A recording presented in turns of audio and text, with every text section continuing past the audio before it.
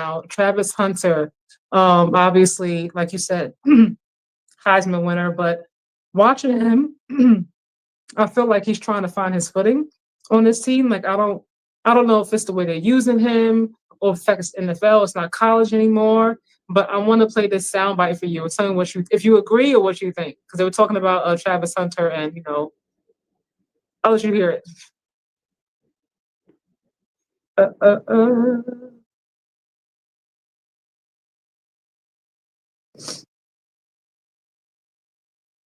I got 28 guys in the league, man. My eyes work. I know who's good and who's not. Like, the guy's not that good. He's not as good as everybody thought he was. Like, I'm just being honest. He's got great ball skills, good kid, all that. Look at him. Jamar Chase made him look like a little boy.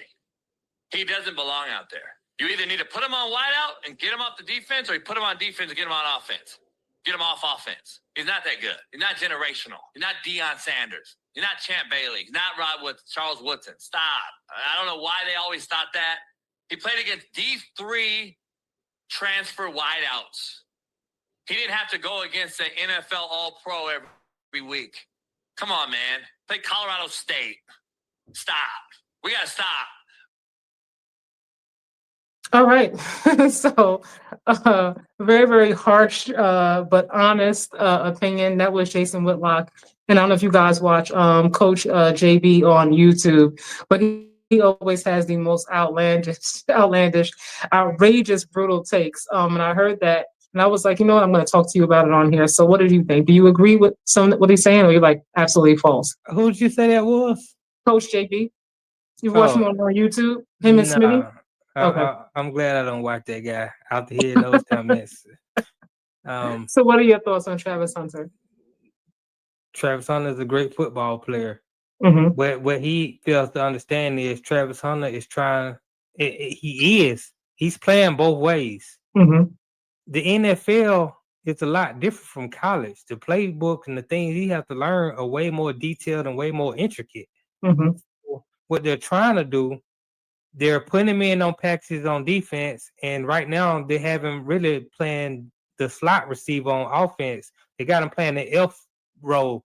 He has to learn, he has to perfect those roles before they can expand his playbook, so to say, before they can allow him to learn how to be an X receiver or be the Y. He first he got to learn the F position. Then on defense,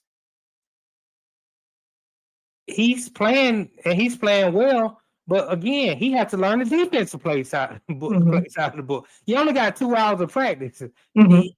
He's not in a position where if he was just strictly a wide, he'll be dominant as a wide. If he was strictly a defender, he'll be dominant as a cornerback. It's going to take Travis Hunter 2 or 3 years to master all the positions of both sides of the ball. So I like the way Jacksonville is using him and working him in. And tonight, Travis Hunter made an impact on the win that Jacksonville had.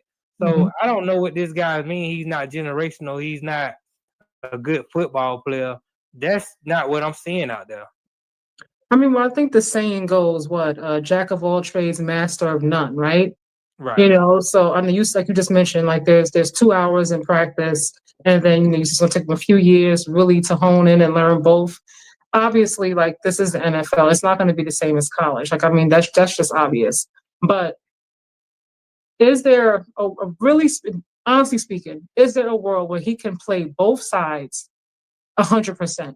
Because NFL is brutal. I mean, these guys are getting hurt like every week, every other play, like they're going down. And I think it is a lot. Not saying that he's incapable, but I think for anyone, to offense and defense in an NFL game with these big, huge guys, like I think ultimately that will take a toll on him. And I think it might shorten the longevity of his career. I mean, I don't think he can play 100% of the snaps, if that's what you're asking. No, not 100% of the snaps. I just mean like, like really be 100% on both sides in the NFL. Like play at that kind of level. Not play every single snap on both sides. I'm just saying, like, can you be your best, like the absolute best you can be on offense and defense? I'll say this: what Travis Hunter is doing hasn't ever been done. Yes, we've seen guys play both offense and defense. We saw Deion play some wide receiver with the Cowboys, but you got to understand, Deion was strictly a cornerback. he mastered the role of cornerback, and then he was like, "Hey, I can play wide too," you know. And then they let him do it, and he was pretty decent at wide, but he wasn't playing 100% of the snaps at wide. They were just putting him in there when they needed him or different packages. He also did punt returns and kickoffs and things like that, but he was strictly a cornerback. We saw Charles Woodson. He was mostly a DB. He would come in and he can do some wide here and there. So this is the first time a guy has come in the league and said, "I'm playing both positions." Yeah. Never been done before. So I think it's hard for people to adjust their eyeballs to seeing something that they've never seen before. And I'm all for it. I applaud Jacksonville for allowing him to do it, and I applaud him for wanting to do it. It's almost like we see in baseball. We see Shohei Ohtani. Nobody had ever seen a guy pitch, hit, and play the field. And they allowed him to do it, and he's successful. Now, he doesn't pitch all the time, but when he does pitch, he's very effective. And I just think, you know, because they didn't even want Shohei to do it, but Japanese told America, "We're not going to let him come over there to America if you don't let him do it." So if we go off what people think another person's capabilities are, we miss out on greatness every time. For me, it's not so much. I applaud what Travis is doing. I applaud what he did in college because obviously, like, you know, it's hard, you know, to play football, in my opinion, anyway. But to be in the NFL and to play offense and defense, what you put your body through, you know, week in and week out, I commend him or anyone for kind of, you know, charting, you know, going like to uncharted waters, so to speak, and trying to doing something that hasn't been done before. You know, I applaud Jacksonville for allowing him, you know, to do something different, you know, to believe in him and let him do, you know, do that. But I'm just thinking about the longevity of his career.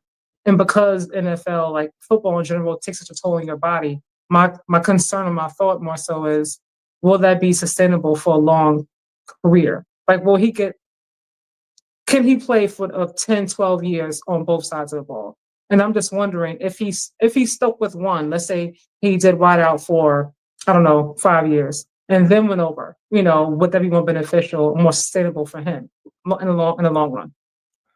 Well, honestly, we're gonna have to find out. But I believe what Deion say about him, and Deion say this is a special athlete. This is a one of a kind athlete. This is a different animal.